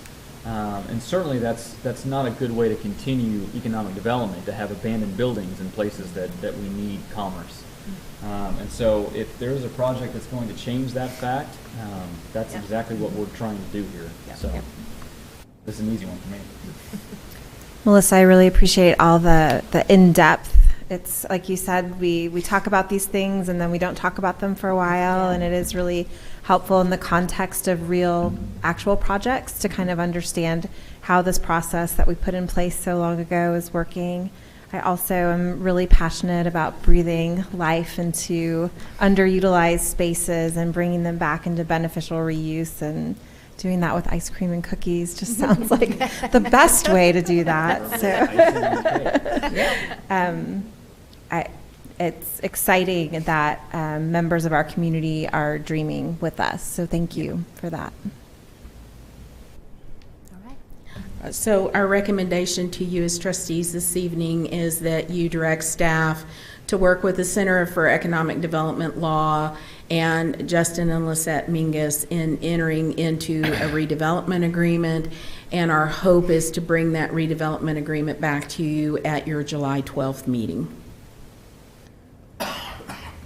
Trustees, is there a motion? Motion to approve staff recommendation. Second. It's been moved and seconded to approve this motion. Please vote. For the love. With a vote of 4-0, it passes. So, All right, we've got consider downtown Tif implementation policy committee's recommendation for the Lily's Lavender LLC project and authorize staff to move the project forward and present a redevelopment agreement to the trustees at the next SEDA meeting. so I love this name, Lily's Lavender. I don't know how Shannon and Leanne came up with that, but it's precious. So the subject site tonight is at 716 South Main, and it's in between the Beatery, which I love the kitties at the Beatery, and then Rocky Mountain Chocolate Factory. So how much better can you get, kitties and chocolate? And it's in the old Finnegan's building. And I'm not going to steal Shannon and Leanne's thunder because they can tell you about this building. It is, again, encapsulated, if you will, within the block. It's a long, narrow building. And it is zoned CB, which is a medium density for commercial use. And so according to Planning Commission, this use fits the purpose here. And now I'd like to introduce, they probably don't need any introduction, but like to introduce Shannon Williams and Leanne Jacobson to fill you in on their project with the old Finnegan's building. Hello, Council. Nice to see you guys again. I feel like I'm up here a lot. But first of all, the name is my mom. My mom was called Lily by her siblings instead of Leanne, and so her dream was to have a lavender farm. Well, that didn't work out. So instead, we have a store. But anyway, Grace Goods started back in 2013, just to give you a little backstory. We've been in business for 7.5 years. Since that time, we have taken an 1,100 square foot building that we rented and doubled that size to 2,200 square feet in our current location. We have rented for 7 years now, and so we decided we wanted to be a part of downtown. We've been there long enough. We found a building that was an old picture, so it's no longer occupied. It's actually sat vacant for probably 8 months or so now, and got the owner to sell us the building. We have purchased the building, and we purchased it in December, $325,000 from Ask Properties LLC. The square footage of our current space, like I said, is 2,200 square feet. The first floor of our new proposed building would be 3,200 square feet, so there would be quite a difference there. There's also a second floor, which is 600 square feet, which is pretty dilapidated and unused, and has been unused. The building itself is in terrible condition. So far, since we've purchased the building, we've had to replace the roof. We've had to do some structural maintenance for the roof in the back so it didn't collapse. We've also had to do demo and some light framing. So we have over $220,000 cash of our own personal finances wrapped up into the project already. Just to give you a little idea of what we want to do, I know people are thinking, oh, it's just going to be a boutique. Well, we have actually elaborated on that idea and changed it up a bit to make it multi-use. First of all, MSNBC last year reported that during pandemic, since people were so used to shopping online, that stores would have to do something creative to get people back into the shopping spirit, to get people to go on location and actually shop and visit places. One of the ideas was to create an event space within your retail business or have some sort of hold events down there. So what we have, and of course you can't see our projections, but in our drawings and our plans that we have, is to remodel that space towards the back center of the building. We'll have 2 movable art walls, and then there will be a little event space in there to hold girls' night out parties, to have date night events. So we could do like little planting events. We could do painting. My sister's an artist, so I always think of painting. But little painting events there. We would sell Eventbrite tickets. We've done a pilot program with Mary Main Street, and that worked super well with this concept. And this also creates nightlife downtown. You don't just see all these boarded up, or not boarded up, but closed down, dark retail businesses. My idea was we have a glass front, and we'll be redoing this front of this building. Glass front, doors will be centered. And what you do is we have the walls in the middle, they would open up, and at night you'll be able to look through and see people back there in this space. And that will create some sort of buzz, what's going on in there. We'll have like a little tent sign, live events tonight, sign up on, our webpage, whatever, however we choose to do that. But that is the idea for the downstairs. The upstairs would be a rentable space. It is 600 square feet, and in the plans we have it a very open concept. It has a small kitchenette, a little bathroom, and then it's pretty much open. Now, at the last TIF meeting that we had, it was approved that we can do Airbnbs, so that is also a concept that we're looking at. Just like Melissa said, to have that sales tax go immediately to OTC. So, right now, for numbers, I know she'll go over this too, but the building, $325,000. Our remodeling interior and downstairs expenses is $216,704. Remodel of the second floor would be $85,909. Total expenses of hard construction cost are $302,613. And so we requested 18% of TIF aid in order to help offset some of that cost. I think I've answered everything, I hope. But again, we're really excited to finally be truly a part of downtown. Like I said, the building's purchased, we're pot committed. And just to let you know, we're not leaving a vacancy. Our current space that we have now is already rented through our landlord, and it is rented to somebody that we had in Mary Main Street last year. I don't want to give it away, but we did it. We brought somebody down, and they have rented now one of our spaces. So we have to be out by December. Yeah. We're under deadline.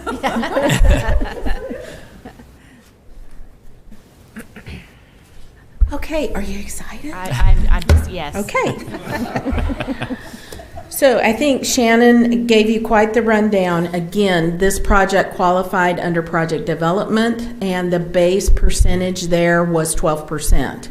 And due to the multiple strategies that this project satisfied under the project plan, they were awarded an additional 6%. So they got a total of 18% in $54,471. You might say, why does this project? Well, partly it's the excitement that Shannon and Leanne generate, but it also is a revitalization of a 100-year-old building downtown. It's the creation of an experiential destination, and hopefully will be the pull that brings some people from up the campus way down to downtown. We're hoping to develop that give and take between the two districts. And it's a continuation of a going concern. There were 7 years of history, and that's how I calculated my benchmark for sales tax. And they're very solid, done very well over the 7 years. The the implementation committee vote was 3-1, recommending your consideration of this project. The biggest concern that the dissenting vote expressed was the award of the additional 6% to the project. And the rebuttals from the other members centered around the continuation of a going concern, and that the attributes really seem to support the project plan. Construction I think probably some construction's already started, but they'll really start in earnest in July, hopefully to be done December timeframe. Yeah, well, true. Hopefully, maybe more November, so you're ready for Christmas. Yeah. Upfront request is $54,471. We will loan the money out of the available reserves in the SUA from SUA to SEDA. The terms are 10 years at 1.75%, and again, based on the time of the award, the interest clock starts ticking. Sales increment will be the undedicated 2 cents, continuous operation for 5 years, minimum payment guarantee, and SEDA to approve all design, development, and construction documents. And I'd be happy to answer any other questions you all might have, or Shannon and Leanne can answer. Trustees? I love the idea of having an event space and I things do like that too, downtown. I yeah. think that's fabulous. You know, and we've with both of these projects, if these businesses were going to expand with the way they are centered in amongst the block, their only option was to go up. Right. And so I think they've really both centered on ideas that are going to help them capitalize on that currently unused space. Absolutely. I love that you're considering really activating that space from a nighttime perspective. I think that's so important to bringing more people downtown to our restaurant spaces and things like that. I think that sense of place that we build when we bring people and gather, I think is so important to helping the other businesses downtown. I think it's obviously a good business model, but it's exciting for our community as well. So again, thank you for dreaming with us and being a part of that downtown. All right. Okay. So again, the recommendation this evening is that trustees authorize staff and the Center for Economic Development Law to enter into a redevelopment agreement between Lily's Lavender LLC and the holding company 716 South Main LLC in the amount of $54,471, and we plan to present this development agreement to you for your consideration at the July 12th meeting. Great. Trustees?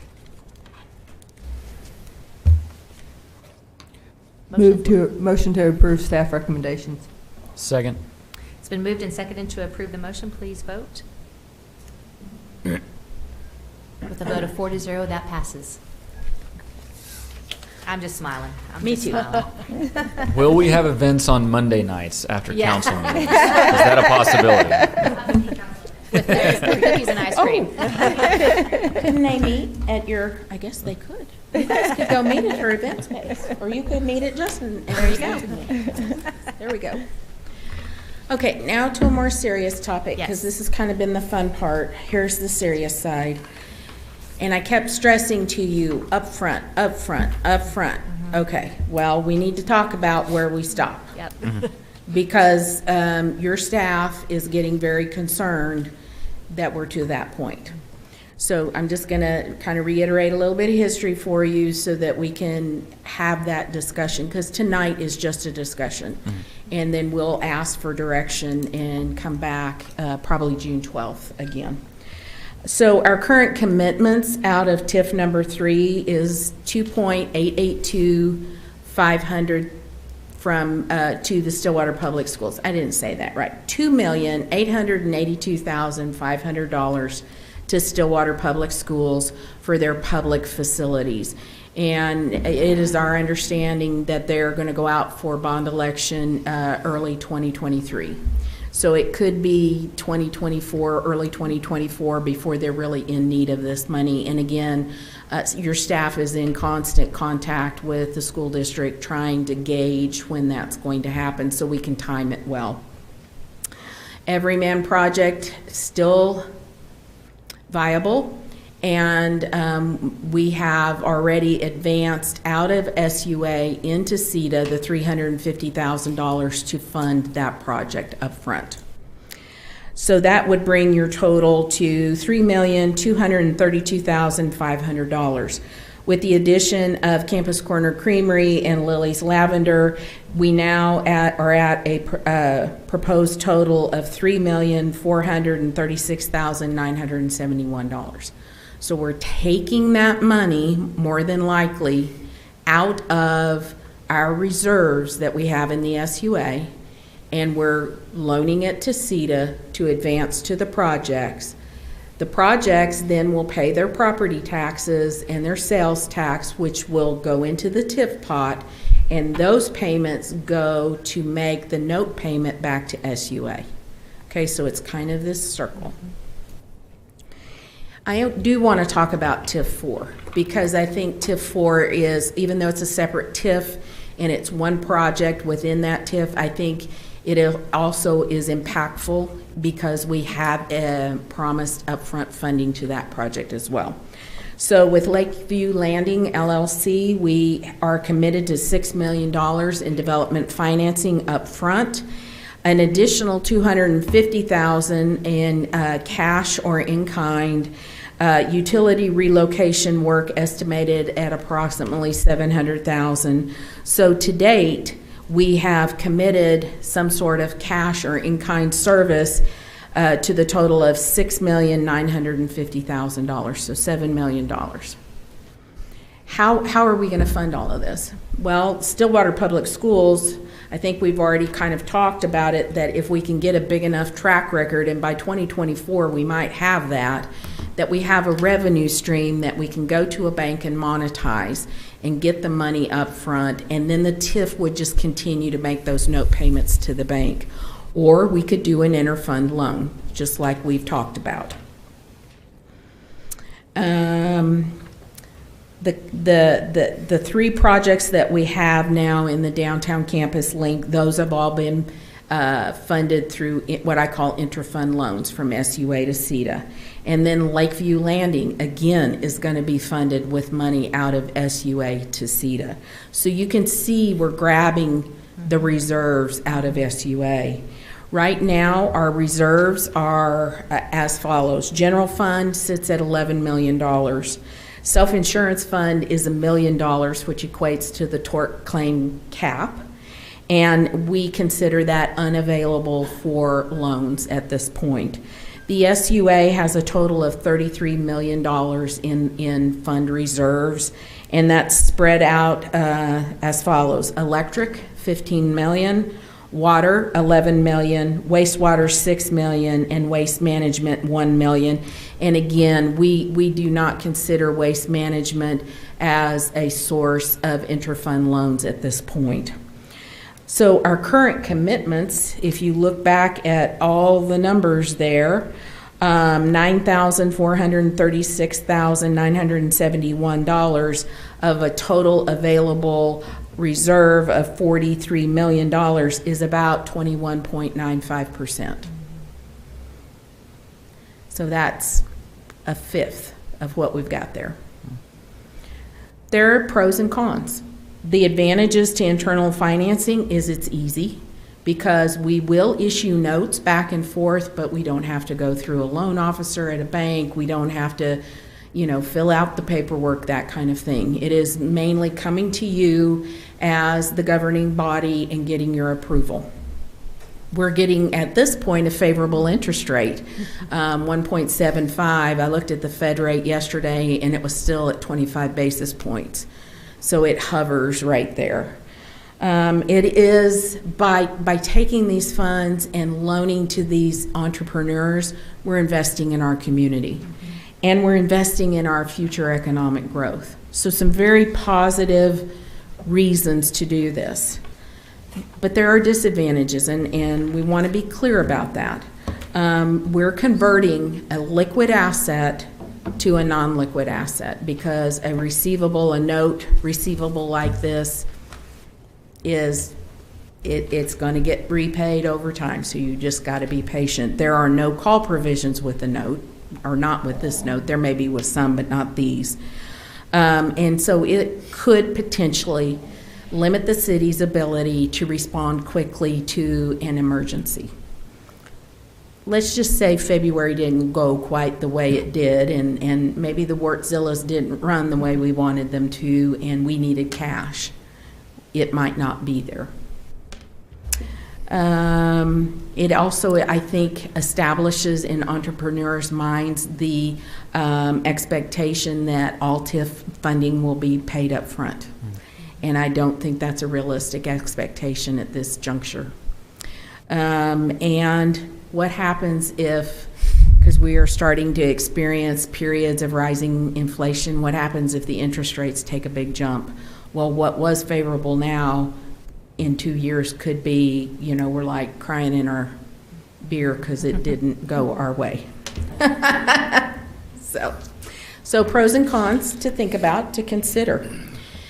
Here's staff's proposal, and Christy Cluck and I have talked about this at length today about how do we, this is an elephant, it really is, and how do we go about wrangling this elephant. The first thing we'd like to do is develop and have you as a governing body adopt a citywide reserve policy.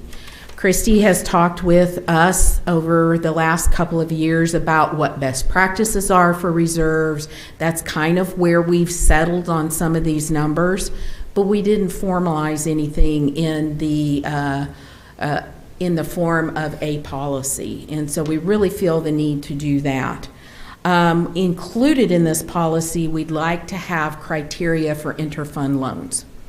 Let's say we just have a great year, our reserves are where they need to be, we could make some interfund loans.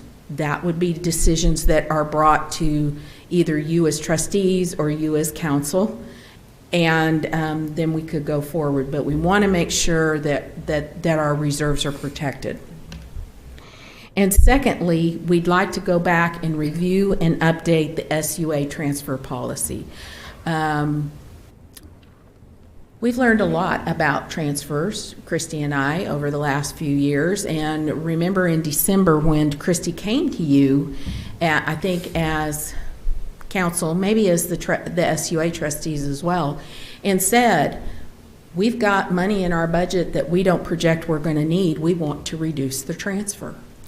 We should be doing a lot of that, and we need to get that kind of formalized in a policy so that we all know what we're doing and what our guidelines are and what our trigger points are. You know, what triggers an interfund loan? What triggers Christy coming and saying, hey, we don't need as much as we thought, or hey, we may need more than we thought. Hopefully we won't have to. That's a harder discussion. We don't want to do that. And then the other thing I'd like for us to consider at this juncture, because we have committed almost over 20% of our available reserves, I'd like for us to suspend future interfund loans related to economic development. And I don't know, Ms. Carnley, can we take that action tonight, or do we need to bring that back? No, tonight we're going to be limited to just discussion. To bring back the policy. Okay. We'll have to put it on the next agenda. Okay, thank you. So we'll bring that back on July 12th for you to consider curtailing those upfront application or upfront funding of economic development at that point. I know this was a heavy one to end on. Questions? Oh, I have heavy conversation, but I'm really comforted by the idea of policies around these things. I think it's a conversation that we've been moving to the last couple of years as we understand, I mean, everything from our rates to how those funds are pulled together. I think it just seems like it's the fitting kind of capstone to all of the work that you have been doing to help us understand as a council. And I think as a counselor and a trustee, it's very comforting to know that we would have policies around these things. I think to make those decisions on the fly without that policy is you just kind of feel like you're hanging out there, and it doesn't feel very good. So I'm very comforted and I'm grateful that you're taking the time to look at these things and keep us kind of on the straight and narrow and make sure that we're not kind of swept up in the excitement of some of these things. And all that said, I do also appreciate the fact that we've been able to be a part of the catalyst of some of this economic development. My hope is that as these catalysts take off and inspire the rest of our community or people coming into our community, that maybe some of that upfront money won't be as necessary through some of the projects that happen in the TIF. I think that's certainly what I've seen in other communities. Kind of as you get those project proofs going in the TIF districts, it's oftentimes you don't need that catalytic money to get started. So thank you for all the work you guys are doing on that. It takes away the subjectivity of it, and it keeps it objective, and I think that protects future council members, which I think this council is very passionate about, is ensuring that it's consistent with each council as policies are done, and to me, that's very important. So. And I think that also shows the public that we're being good stewards of funds if we have policies in place. Yeah. I did have just a quick question. Okay. Is there a for municipalities, is there a percentage or a baseline or a benchmark that they look at in terms of what you need to keep in your carry forward fund? Yes, Christy references the Government Finance Officers Association, and I believe it's 3 months, isn't it, Christy? Yeah. Or a certain percentage of your expenditures of your revenue, but there are best practices we're really trying to model based on that, but it also has to fit Stillwater. Sure. Yeah. Absolutely. And so we will continue to look at different ones around the area. Guthrie has a reserve policy, and we've looked at that, and we can look at some other cities as well. Thank you. Yeah, not heavy in a negative way, heavy in a just, we're going to move forward and put We're things in going to move place. forward, So, but absolutely. Carefully and cautiously. Yes. Yeah. So trustees, do we have a motion? Do you need are we making a motion? No, need a make a motion. motion? Just direct the staff? Okay, all right. But if you'll just. So it'll be on a future agenda. I Yeah, get those. so we'll move forward and I'm not going to promise you this one by July 12th, but we'll do our very best. Thank you, Melissa. Okay.